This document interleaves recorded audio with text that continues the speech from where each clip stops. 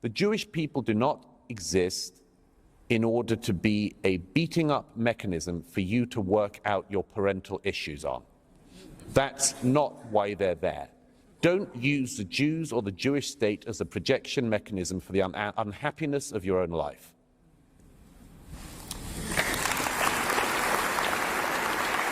I think it's important to acknowledge that just as important as this conversation is, it's even more important in the face of what happened just a few days ago with the political assassination of Charlie Kirk. So, in the face of death, choose life. What's the origin of those words? What do they mean for us today? And why is it so important that we continue to talk? First of all, thank you, Phil, and thank you, all of you. It's such a pleasure for me to be in Columbus, Ohio. It really is. And thank you for choosing to spend the evening with us. Of course, the invitation to choose life is perhaps one of the key cornerstones in Scripture that the Jewish people, and I think the whole Judeo-Christian world, has learned an enormous amount from. The psalmist says it. You get the same demand in Deuteronomy. And for many people who have swum in the oceans that we've swum in culturally, politically, it seems obvious. Why would you not choose life? But there are groups in the world, always have been, who have a different set of values.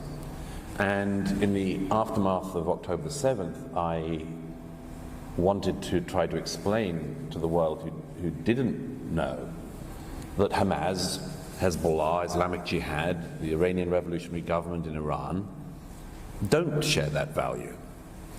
On October 7th, the terrorists, thousands of terrorists who broke into Israel, massacred their way through peaceful communities in the south and young people dancing at a music festival. They had a totally different set of values. And that value is one that has very often been said by them, was said by the head of Hamas many times, which was they, the Jews, the infidels, they value life, but we value death more. And the taunt they used to say, some of them still do, is we love death more than you love life. And in my 25 years or so now writing about these issues and others, I'd often heard that. I'd heard it from Al-Qaeda when they attacked this country in 2001. That was one of the taunts of Osama bin Laden. We love death more than you love life.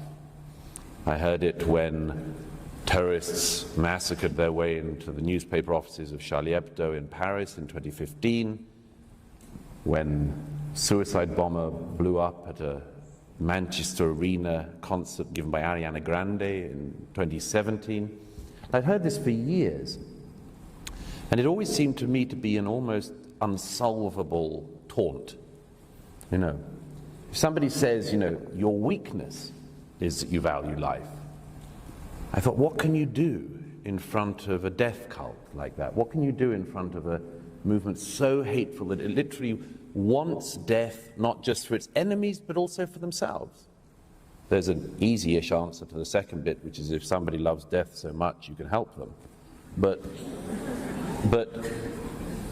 there's also just this civilizational challenge. What does it mean? How can you counteract that? And I actually realized in the period that I was living in Israel for most of the year and a half after October 7th, I realized that the people of Israel had given the answer, which is there's nothing wrong in loving life this much. In fact, it's going to be why we win. It's because those are our values, and we cherish them, and we live by them.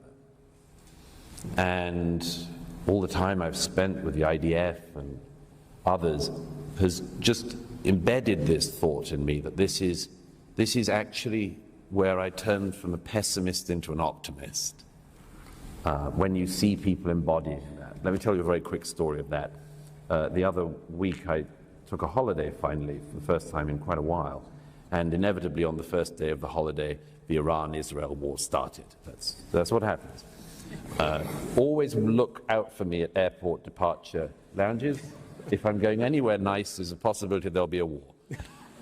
In the middle of that war, of course, I was getting lots of videos and messages and checking in on friends in Israel as the Iranian ballistic missiles were raining down. And I was so moved by the response of the citizenry of Israel. I've seen this many times, and many of you will have seen this if you visited, that even in the bomb shelters, with ballistic missiles landing on Tel Aviv, the videos I was being sent by friends were of young people, old people, dancing and singing and keeping up their spirits in the midst of this. I said to one friend, I got a video, she sent us some young women dancing with an Israeli flag, a bewildering variety of backgrounds. It would have amazed the social justice warriors who seem to think that Israel is an all-white society, but let's come back to that. They were dancing and keeping their spirits alive, and I said to this friend, in the last couple of years I've been trying to popularize the term death cult to describe Hamas and the Iranian Revolutionary Government and others, and I said to this friend when she sent that video, I said, the world's biggest death cult just met the world's greatest life cult, and the life cult's going to win. And I believe that very strongly. On the issue of the terrible events of the past week, there's much to be said about this and much to think about on it. It was a devastating thing to happen, principally for Charlie's family, but also I think for everyone in America.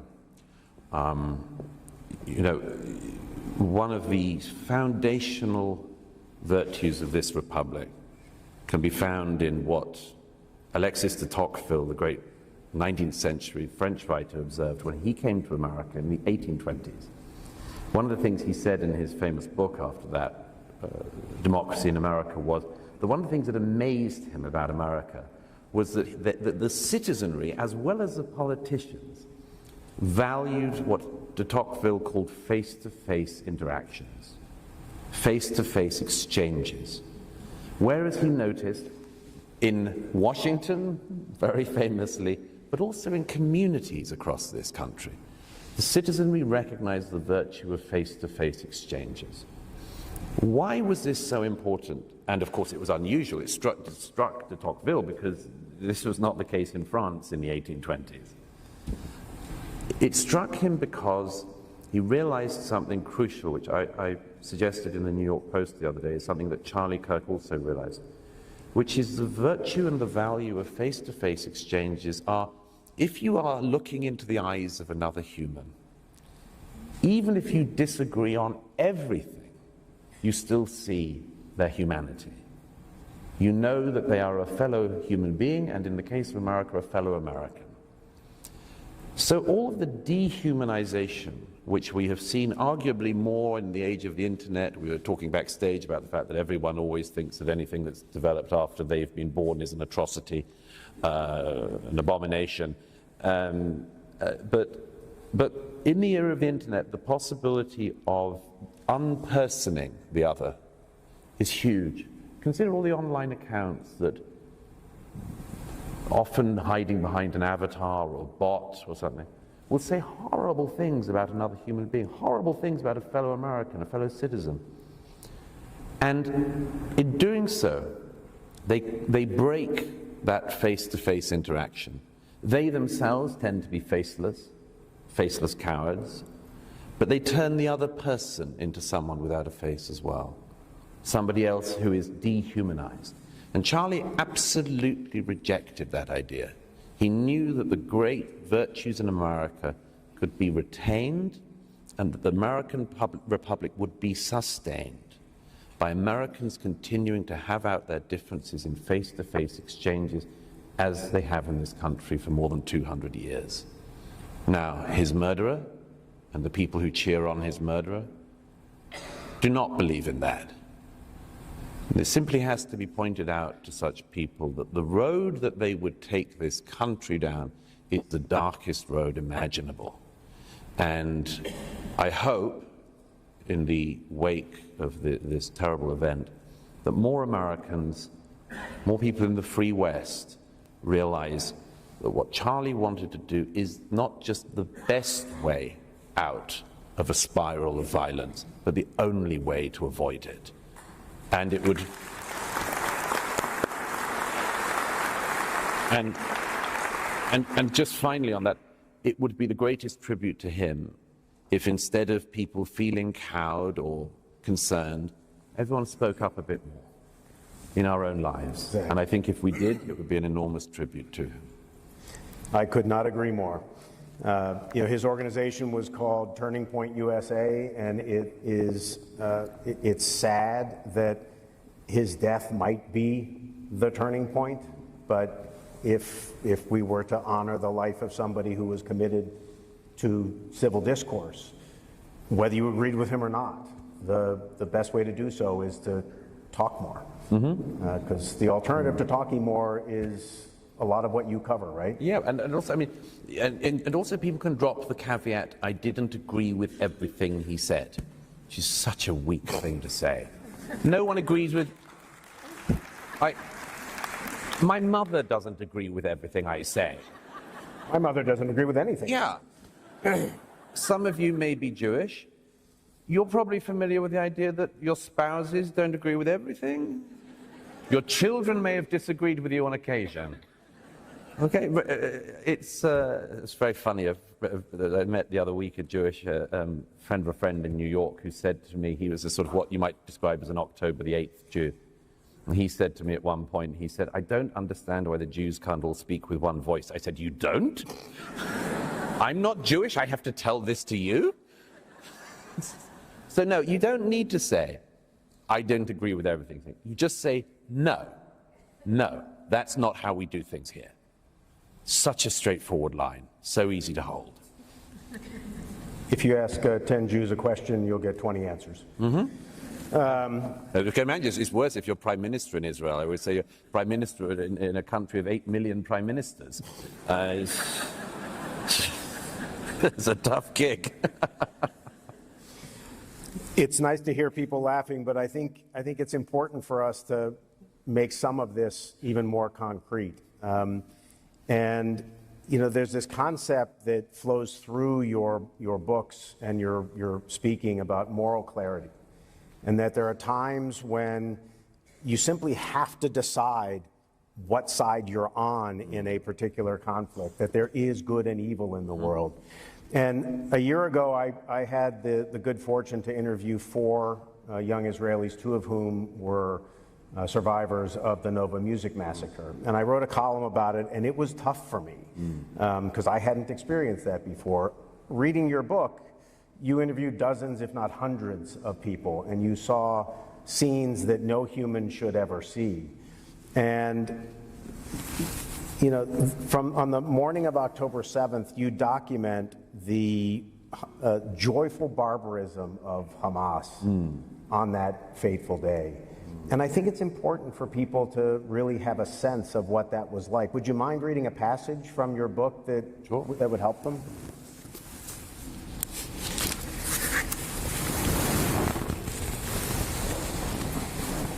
Oh, yes. This is from the introduction. One of the recordings from the 7th, from the atrocity videos, was a recording of one of the terrorists who'd got into the kibbutz of Mefal Sim, a community of just over 1,000 people in the south of Israel. In the midst of the attack, the terrorist made a phone call back to his family in Gaza. The excitement in his voice was obvious. Hi, Dad, the 3-minute call begins. Open my WhatsApp now, and you will see all those killed. Look how many I killed with my own hands. Your son killed Jews. The father replies, may God protect you. The son is exultant. Dad, I'm talking to you from a Jewish woman's phone. I killed her, and I killed her husband. I killed 10 with my own hands. He goes on and on, repeating himself, boasting, Dad, I killed 10 with my own hands. Put Mum on. "Oh, my son, God bless you," say the parents. Their son keeps making the same boasts to his mother. "I wish I was with you," she replies. "Mom, your son is a hero," he boasts. "Kill, kill, kill." Next, the man's brother comes on the line, and the young man brags to him too. "I killed 10, I swear. Hold your head up, father, hold your head up." One of the men on the other end says, "Come back, come back." "What do you mean, come back?" replies the son. "There is no going back. It is either death or victory."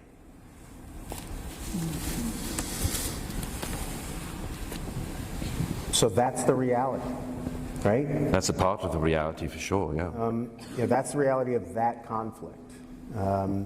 And throughout the book, you document that this is the enemy that the West, frankly, is facing, not just Israel, but the West. And you talk about that.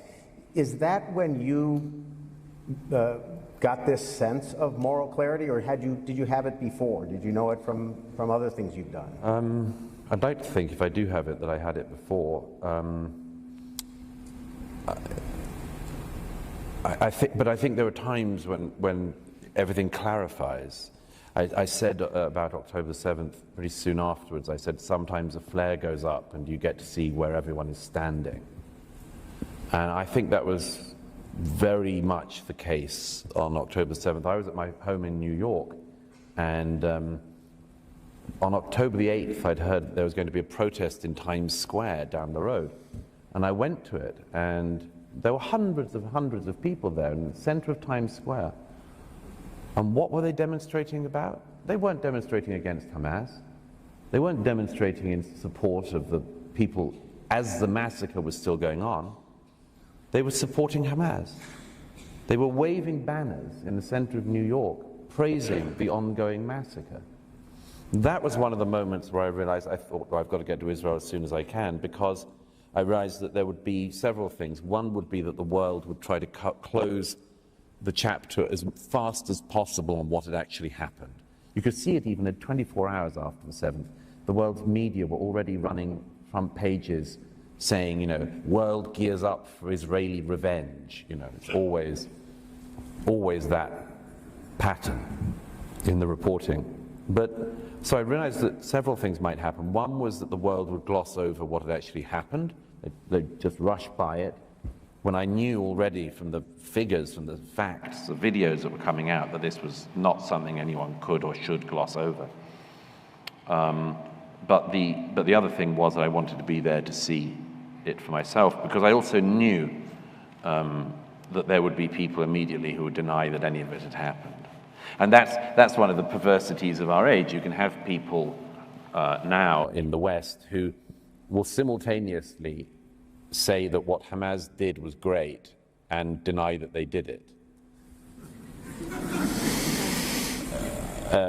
It's like Mohammed Atta, one of the main 9/11 hijackers. A friend of mine some years ago interviewed Mohammed Atta's father in Jordan and discovered that he believed his son was a great martyr and that the Jews did 9/11. My friend was like, was your son a Jew? What? I mean, it makes no sense. But it's two interesting examples of the way in which people can hold totally contradictory things in their head and keep going.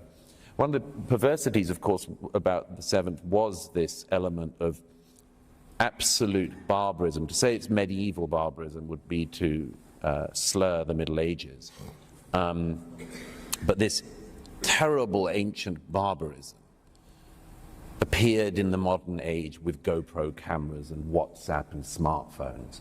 And that was, for me, I thought, if you can't work out which side you're on, between young people dancing in the early morning, like they might at Glastonbury or Burning Man or something like this, and if a group of hundreds of heavily armed men come in, start raping women, killing, abducting, torturing, shooting, if you can't decide which side you're on, the people carrying out the atrocity or the young people dancing, there's something very wrong with you, something very rotten in your soul. But we have seen that, and there's this other layer, if I can say so, which is that when other people in the West have been killed in acts of terrorism, we expect the victims to have the sympathy of the civilized world. So why, when it's the citizenry of Israel that suffer the terrorism, is there this strange contortion where they become victims a second time through a process of delegitimization, defamation, and much more in the international media? And that's something that I think really does point to something we have to address in our own societies. Why is it that a couple of months ago again, I mean, you can choose these almost any day, at Princeton University, one of the most storied higher education institutions in this country, some of the students, hundreds of them, were standing in the main square of Princeton University chanting "Glory to our martyrs." What is "our" in that? And why are the Palestinian terrorists martyrs in Princeton? This is something we have to address. I think that the Israelis can look after themselves. The IDF and the IAF show that. But we have to do something here in America and in the West, because there's a rot here.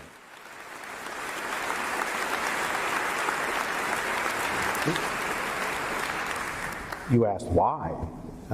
Do you have an answer? Because I don't really have an answer, and I haven't talked to anybody else that has an answer. Why do young people in particular, why have they seemingly, many of them, seemingly embraced an ideology that is about as illiberal an ideology as it could be, that is truly evil, that runs against everything that they theoretically stand for, yet here they are? I mean, it is an extraordinary question, and it needs to be answered. There are several possible answers. The main one is, of course, that in America, as in Britain, which you can tell is where I'm from, in most countries in the West, I was in Canada the other day, they have absolutely the same problems there. We do have this problem of good parents, nice parents, sending their children to university where they become stupider and more wicked. And I have a professor that I work with who's in the audience tonight, so hopefully he's not offended. I'm sure he's not. There are good people, but I mean, it's quite something that, your parents remortgage the house and you come back and tell them how the world works after one term. But I mean, there has just been an intense indoctrination. All of the figures bear out what you say. All the polls bear out what you say. There is an age and a demographic problem in this country of their views of terrorism, the use of violence. If you look at the percentiles of the American population who believe that violence is an appropriate response to speech you don't like, it's way down as a minority view in every group other than the young. Well, that's something we have to address. And all of these things are connected. All of them are connected. You wouldn't, if you didn't have that view of violence, then you wouldn't be having Jewish students chased across campuses in the US with people screaming, "Go back to Poland," and the people screaming, "Go back to Poland," believe they are anti-racists. So it's all got tied up, and I have two main explanations for it. One is this intense indoctrination of young Americans, I say, where it's worst if they go to university, is that they get taught this idea that the world is effectively about oppressor and oppressed. It's about victims and victimizers. And they get this whole, if you don't mind my saying so, BS ideology fed to them. And it believes that any problem in the world, in fact, any place in the world, you look at it, you work out who is the oppressor, who is the oppressed, and then you side with the person who's oppressed. Now, this system doesn't work, by the way, and of course it breaks down under its own contradictions, and there are masses of places in the world they don't bother to look at because it would frankly be too complicated. But what they have done is that this ideology has been implanted onto the Middle East, and now Israel, for a large number of young people in America, is, if you're an anti-capitalist, Israel is the uber-capitalist state. If you are anti-white supremacist, as if that's a very brave thing to be in the 2020s, you can say, well, Israel is a white supremacist state. Again, you've never walked down the street in Tel Aviv. If they're anti-colonialist, and again, so brave in the 21st century to be anti-colonialist. By the way, if they did want to be anti-colonialists, they could try to object to the Chinese Communist Party being a colonizer across Africa, but let's park that. Or they could be anti the Iranian Revolutionary Government colonizing the Middle East, but again, park that. If they are anti-colonialists, they look at Israel and they say Israel is the most colonizing power. If you are anti-genocide, which is another great, brave label these people give themselves, then they can say Israel is the one committing the biggest genocide.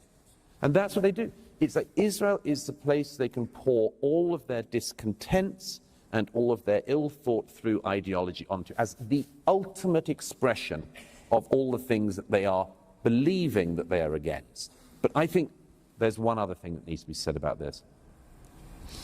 There was a clip, I think, in that video of a quote that I was stunned by when I came across it some years ago, in the middle of a great novel of the 20th century called Life and Fate by the late Vasily Grossman. He's a great hero of mine. He was a Soviet Jewish war reporter and novelist, and he was the first journalist into Treblinka, and he covered the Battle of Stalingrad. He was an amazing man.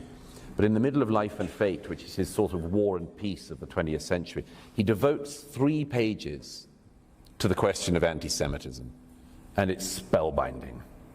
Why does he stop the narrative between Stalingrad and the death camps to address the question of anti-Semitism? It's because he realizes that this is the pivot on which the century is turning. And it's such a brilliant passage, but one of the things he said, he basically says everything, I mean, there's a lot to be said about anti-Semitism, but he basically says distills everything that needs to be said in those pages. One of the things he says is it can be found absolutely everywhere. This is what he says. He says, it can be found absolutely everywhere. It can be found in the Academy of Sciences and in the games that children play in the schoolyard. But the great observation he makes, it comes after that. He says, everywhere it tells you about the person who suffers from it and nothing about the Jews. And then, the great kicker, he says, tell me what you accuse the Jews of, I'll tell you what you're guilty of. Now, in his own time, he had many examples of that. And the most recent one that Grossman had was the Nazis. He makes the point that the Nazis throughout the 1930s and 1940s said that the Jews were racists who wanted to take over the world. They're only describing themselves. But that had been the case throughout history. Now, how does that apply to today? Because young Americans, young people in the West, as I say, it's the same in Canada, same in Britain and in Europe, but it's maybe worse in America. Young people in our countries have been taught that they live in a country which is based on genocide, white supremacy, colonialism, ethnic cleansing, and all these other things. They have been told that that's the American story.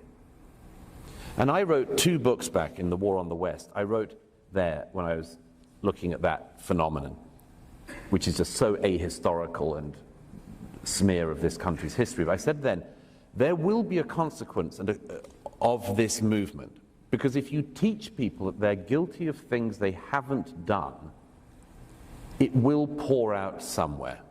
Because the thing about, even if a country had done those things, there is no way to break the cycle on it, because there is no one alive to ask for forgiveness and no one alive who could get forgiveness given to them. So you simply have guilt taught to people for something they haven't done, which they're told their forebears did. So that an Asian American in the 2020s can be told that they're responsible for Jim Crow. And they're meant to, well, what can I do about it? Nothing. That's going to burst out somewhere. And I believe that the world has seen how it bursts out. It burst out after October the 7th, where all of these young people were accusing Israel of these very familiar things. That Israel was ethnic cleansing, genocide, white supremacist, colonialist. That's why I said you need to slightly tweak Grossman's line for this generation. Tell me what you accuse the Jews of. I'll tell you what you've been taught that you are guilty of. That's what's going on. They believe that they can get rid of any historical guilt by fighting like hell to delegitimize the one Jewish state in the world. What they think they'll get at the other end, they haven't thought through. Why it would be the case that if another Palestinian state is created, trans people everywhere would be free, no one knows. Yet to be decided. But that's effectively, it's a utopian dream that's very badly thought out. But you know, I think we can say something very clear to the people who believe that. You say, you know what?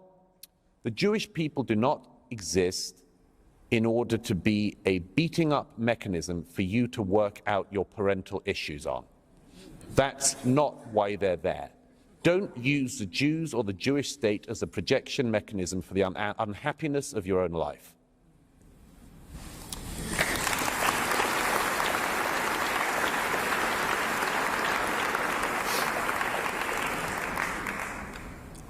You know, we have 20, 30, 40 years of history of teaching this to young people. Is it 20, 30, 40 years of teaching to get out of it, or is it going to take something more, something awful? I'm hoping it can be done faster than that. But you know, the great Irish satirist Jonathan Swift, who wrote Gulliver's Travels, had a great line that You're going to take my line. Oh, really? He had a great line I'm very fond of, which he said once, you cannot reason a man out of a position he was not reasoned into. And I do think one of the things we have to do, as well as addressing the indoctrination and the bad thoughts and ideas that have been pumped into the mainstream in this country, I do think also we have to ask, what is the unreasoned part of people that is pushing them into this? Like, what is it that is lacking in the society or in the culture that means that a young person would seek to find meaning in their life by screaming at Jews in the middle of Times Square? Like, what has gone wrong? And I think that actually points to a great meaning deficit in our societies, which we need to fill. Because if it's not filled by good ideas, good faith, and much more, it'll be filled by bad faith and bad actors with bad ideas. You know, I agree with that, and in fact, toward the end of your book, as I was reading, and you were ending it on a reasonably high note, telling stories of survivors and the families of survivors, and how they found hope and purpose. And it reminded me of another book. You know, your book was a pretty fast read if you can. You know, if you can allow yourself to take the time. It's not, you know, a couple of hundred pages. It's not that long, but it's powerful. And there was another book by a survivor of the Holocaust, Viktor Frankl, and the book is Man's Search for Meaning. Great book. And yeah, it's a terrific book. You know, he survived the horrors of Auschwitz and Dachau, and you know, he came to understand what made the difference between those who survived and were able to go on with life and those who couldn't. And I saw the same sorts of things in the stories you were telling about survivors. So, you know, I asked you in the green room if you were familiar with it, just to make sure that I wouldn't be setting you up. But, you know, do you see parallels between those two ideas and this idea of when faced with death, choose life? Very, very much so. I had the great privilege last week of speaking in Baltimore for a fundraiser we were doing for the kibbutz near Oz, which is one of the kibbutz worst hit on the 7th, which I went to just after the massacre, and I got to know members of the community, survivors. I think 1 in 4 members of that small, beautiful kibbutz were either killed or kidnapped on the 7th. And it was a scene of unbelievable horror. But it was wonderful to be back with a couple of families from the kibbutz in Baltimore the other day to raise funds to try to rebuild the community. And just think of that for a moment. I mean, a place where house by house, just horror after horror, but they want to move back. They want to rebuild. They want to rebuild the kibbutz. And I had the great honor of meeting a man who I knew about and I had not met actually before, a man called Gadi, who I suppose is 80 now. His wife was killed on the 7th of October, and he himself was kidnapped into Gaza, where he was in captivity for more than a year. And his captors kept him alone all that time. He was actually held by Islamic Jihad. He never met other hostages, and he knew almost nothing about the outside world. And his captors occasionally taunted him that his wife was alive or that she wasn't alive, and the children were in captivity, or Israel had been destroyed. But I said to him at one point, we were talking, and I said, the obvious question is how did you get through it? And it was so moving because he said, it's the younger people who are kidnapped, including the people who are still in captivity, unbelievably, even now, almost 2 years on. He said, it's the younger ones I fear for more. And I said, why? And he says, I'm an older man now, and I have a lot to draw on. But I worry about the younger ones. But one of the things he said was, I said, but how, just help me understand how on a day-to-day business. He said, because I never gave up. I just never gave up. I knew I'm going to go home someday. Now, it goes back to one of the things that Viktor Frankl points to is, yes, the question of whether or not in the worst of imaginable situations you give up or not. That actually comes back to where we started about choose life.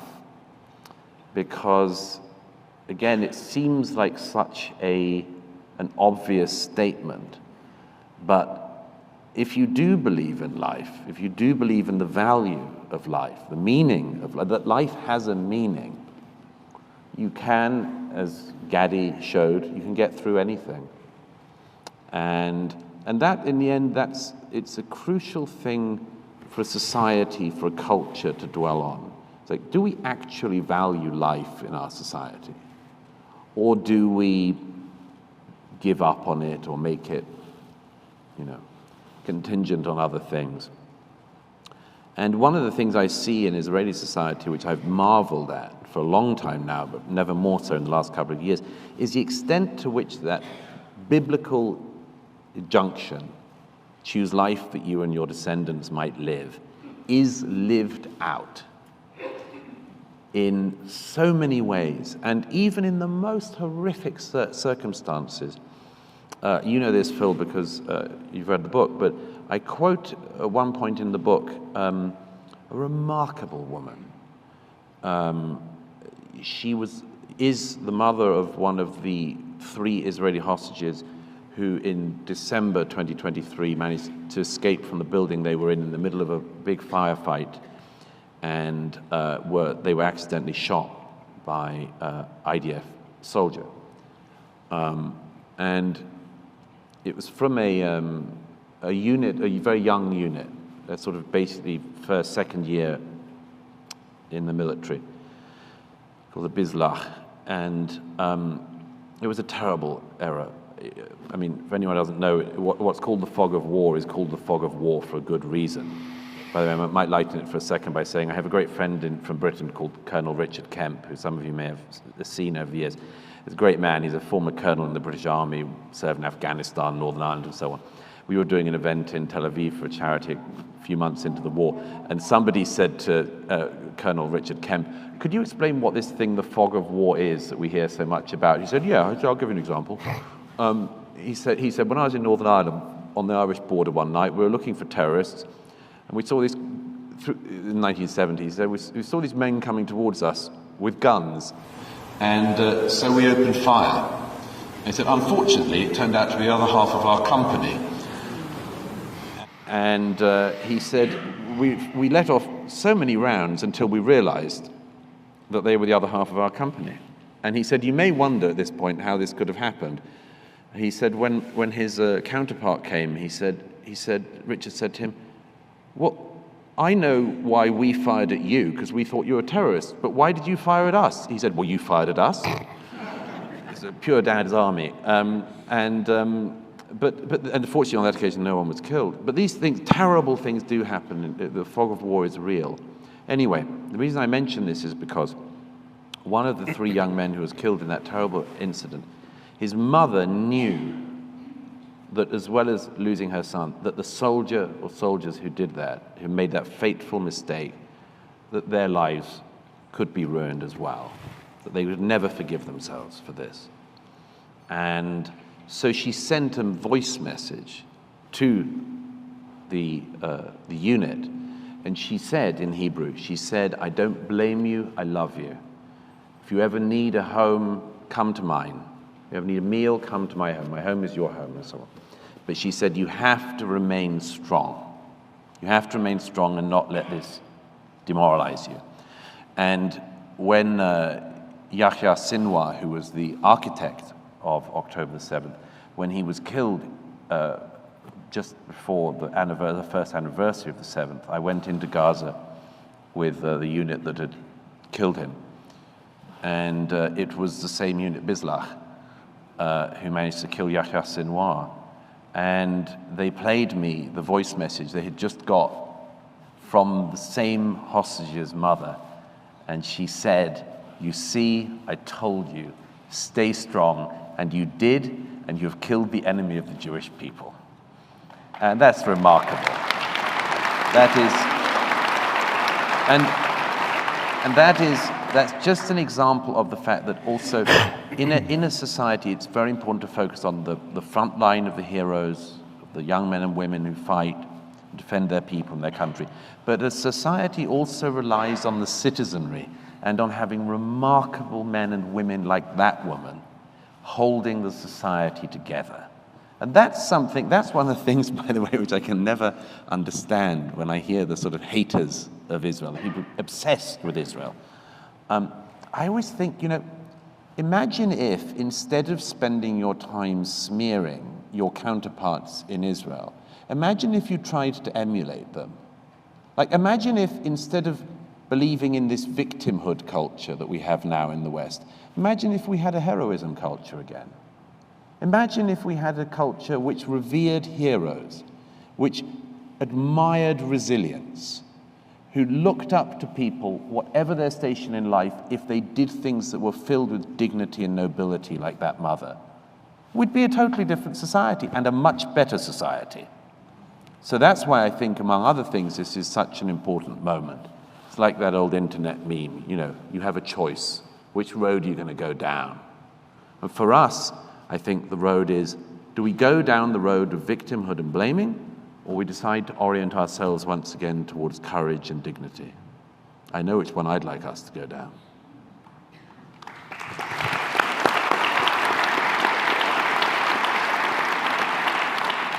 I'd like us to go down that road as well, and unfortunately, our time is up for the evening. I have 3 more pages of questions that we're not going to get to. We can do one.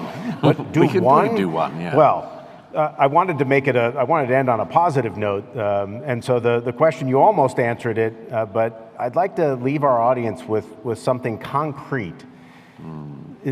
Do you have something concrete that people in the audience tonight can do in their own lives to take the message that they've heard tonight, to take their thoughts and their views and do something about it? Something concrete.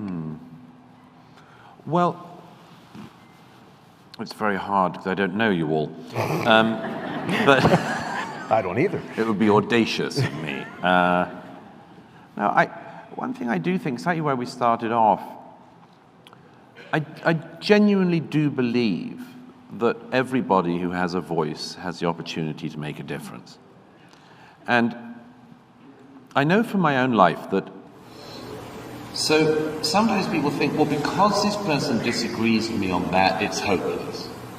But actually, if you bring the facts to the table, sometimes people think, well, because this person disagrees with me on that, it's hopeless. But actually, if you bring the facts to the table, if you bring clear moral thinking to a subject, you can, at the very least, plant a seed of doubt. And I know that that's the case because it's been the case in my own life. All of you who have ever been married will know that if you have a row, it's likely that if one believes they're right and the other believes that they're right, that the one who was wrong will not immediately admit it. I don't know if that rings a bell with any of you, but very rarely, if it's something provably wrong, you know, you definitely didn't turn on the dishwasher. Yes, I did. Very rarely does somebody have the courage to say, darling, you're completely right, I was wrong. It just doesn't happen very much. It doesn't happen often in our most loving relationships. So why would it happen with strangers? If people shift their attitude to something, they tend not to admit they moved. They will tend to pretend they always thought that, or that they never thought the contrary. So what is it that happens along that process? Seeds of other bits of doubt and information have been planted in their memory, in their heads. Well, this is a very, very important thing to do to counteract some of what we've talked about tonight. You can counter a lot of the lies by putting in a bit of truth. And I believe that everyone can do that in their lives, and everyone has a role, a mission, if you like, to do that. There are lots of straightforward ones, but I would say one perhaps most importantly, whether you're Christian or Jewish, whatever your views, whether you have no faith, I do think that it's very important that people take their own side in an argument. And there are a lot of people today who are increasingly scared of taking their own side in an argument. I know an increasing number of people, it's very sadly to me, outside of Israel and the diaspora, who've worried, and I understand it completely, I see it, I understand it, but they've worried in the last 2 years. Should I wear my star? Should I, you know, should my son go to school with a kippah? I mean, I see people are worried, and they have lots of reasons to be worried, but it's also a very important time for all good people to make themselves visible and heard. And I think that we can, and I think that we can do so in a spirit of optimism, to say where we started from, which is we will not apologize for being people who love life. We will not apologize for our heritage. We will not apologize for our faith. We're very proud of it. And if you don't like, have a good day. But if more people stood up and were counted and were proud, I do think that over hopefully a short period of time, much of the troubles of our time could be addressed. So that's the main thing to my mind, is plant seeds of doubt, correct people where they're wrong, and be proud and stand up.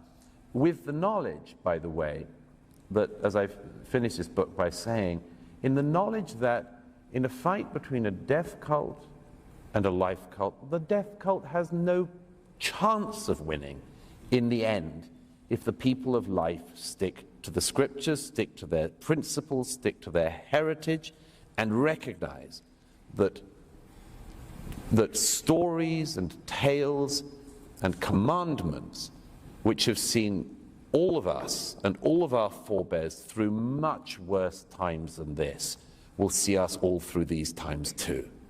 And on the other side of it, we will be able to say, as I'm always delighted to say, that there will be a day when we talk of Hamas, or our successors talk of Hamas and Hezbollah and the Iranian revolutionary government the way in which we talk of Pharaoh and Hitler. They too will be gone.